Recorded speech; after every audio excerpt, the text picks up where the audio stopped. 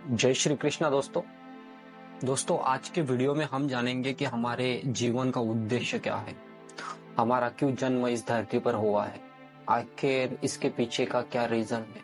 तो हिंदू माइथोलॉजी के अनुसार हम अपने जीवन के उद्देश्य को समझेंगे और जानेंगे कि हमें अपने जीवन में वो क्या लक्ष्य है जिन्हें प्राप्त करना चाहिए और किस तरह से खुद को सही डायरेक्शन में लाकर उस पर काम कर सकते हैं। हिंदू माइथोलॉजी के अनुसार धर्म के 4 कर्तव्य बताए गए हैं। पहला है धर्म, दूसरा है अर्थ, तीसरा है काम और चौथा है मोक्ष। तो आखिर में धर्म है क्या? धर्म सिर्फ अपने धार्मिक नियमों का पालन करना नहीं है, बल्कि अपने कर्तव्यों और जिम्मेदारियों का पालन करना भी। धर्म जीवन के सभी पहलुओं में स्टेबिलिटी और सद्भाव लाने का काम करता है। हमें धर्म का पालन इस तरह से करना चाहिए कि ये ईश्वर ने हमें एक जिम्मेदारी दी है। धर्म का पालन करना मतलब अपने धार्मिक चीजों को फॉलो करना नहीं होता। धर्म का पालन करना मतलब सही नैतिकता और सही आचरणों को फॉलो करना। अगर आप अपने कर्म सही ढंग से करते हैं तो समझ लीजिएगा आप अपना धर्म निभा रहे हैं। और उसी के साथ दूसरा आता है अर्थ यानी कि धन, संपत्ति, पैसा, ऐश्वर्य, इन सारी चीजों को प्राप्त करने को लेकर कहा गया है। आप तो जानते ही हो कि बिना धन, संपत्ति, ऐश्वर्य के हमारा जीवन नहीं चल सकता। तो हिंदू माइथोलॉजी में इस अर्थ को यानी कि संपत्ति, पैसा और ऐश्वर्य को उतनी ही वैल्यू दी है जितनी कि एक धर्म को दी है। ठीक है, तो अर्थ जो है वो हमारे जीवन में बहुत बड़ा एक इम्पोर्टेंट रोल प्ले करता है। लेकिन इसकी बात यहाँ पर इसलिए हो रही है कि ये सब हमें निष्ठा और खुद के साथ ईमानदार रहकर करना है।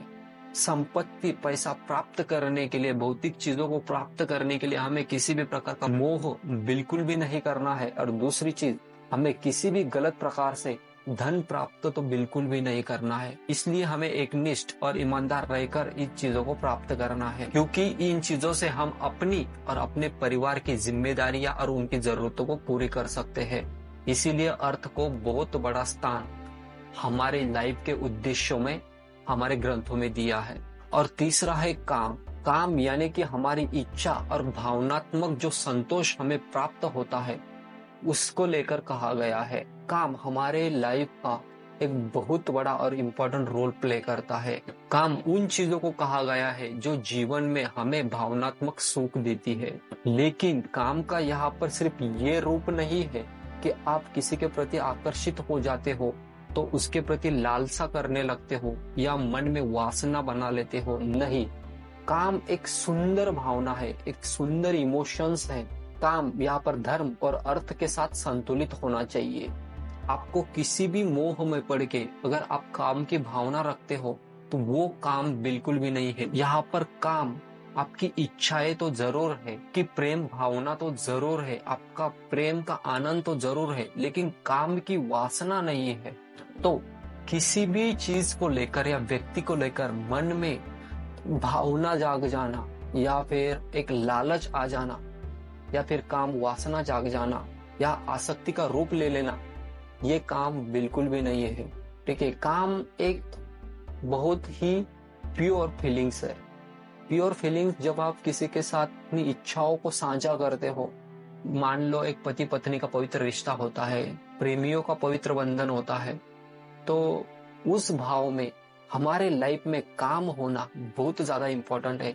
बिना काम के हमारा जो जीवन है इसे हम आगे बढ़ा ही नहीं सकते, हम रिप्रोडक्शन नहीं कर सकते। इसलिए काम का भी बहुत बड़ा फैक्टर हमारे धर्म ग्रंथों में दिया गया है। और चौथा आता है मोक्ष। मोक्ष में बेसिकली ये होता है कि हमें संसार से मुक्ति मिल जाती है और हमारी जो आत्मा है वो ईश्वर के साथ जाकर मिल जाती है। मोक्ष में हमें पुनर्जन्म और संसार दोनों से मुक्ति मिल सकती है। तो मोक्ष को पाना इतना आसान भी नहीं है जितना हमें सुनने को मिलता है, क्योंकि मोक्ष उन्हें ही प्राप्त होता है जो बहुत ही ज्यादा पवित्र आत्मा होती है। क्योंकि जब कोई इंसान अपनी इच्छाओं को या फिर अपनी वासनाओं को मार कर मन शुद्ध रखता है, खुद को ईश्वर की भक्ति में लीन कर देता है, वो खुद को जीवन और मृत्यु के चक्र से मुक्त कर लेता है। तो ईश्वर के पाने के अनेकों मार्ग होते हैं, उसमें भक्ति, ध्यान, योग, मेडिटेशन, ऐसे बहुत से मार्ग हैं जिनसे हम ईश्वर का ध्यान करके उन्हें पा सकते हैं।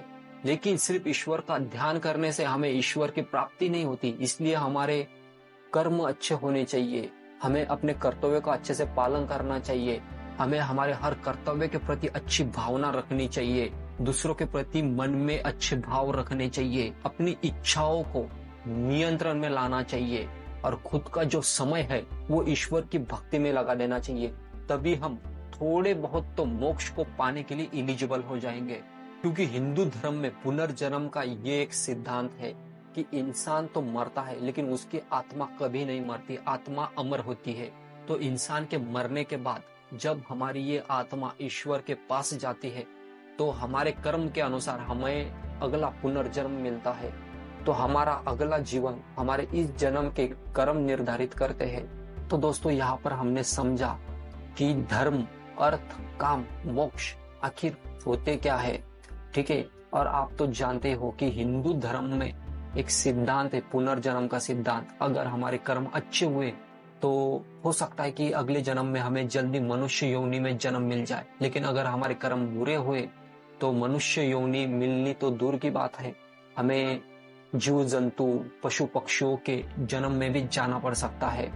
तो हमें हमेशा अपने कर्म अच्छे रखने चाहिए, क्योंकि अगर हमारे कर्म अच्छे नहीं हुए तो 84 लाख योनियों में जन्म लेने का हमें अवसर मिलता है। तो अगर हमें इससे बचना है तो हमें अच्छे कर्म करने चाहिए। और अगर हम इस जन्म मृत्यु के चक्र से मुक्त होना चाहते हैं तो हमें ईश्वर की भक्ति करनी चाहिए और अच्छे कर्म करने चाहिए ताकि हम मोक्ष को प्राप्त कर सके। तो दोस्तों, आज के लिए बस इतना ही। अगर ये छोटा सा वीडियो आपके लिए थोड़ा बहुत भी इंफॉर्मेटिव होगा तो वीडियो को लाइक कीजिए और चैनल को भी सब्सक्राइब कर लीजिएगा। मैं मिलूंगा आपको अगले वीडियो में, तब तक के लिए आप अपना ख्याल रखिएगा। धन्यवाद।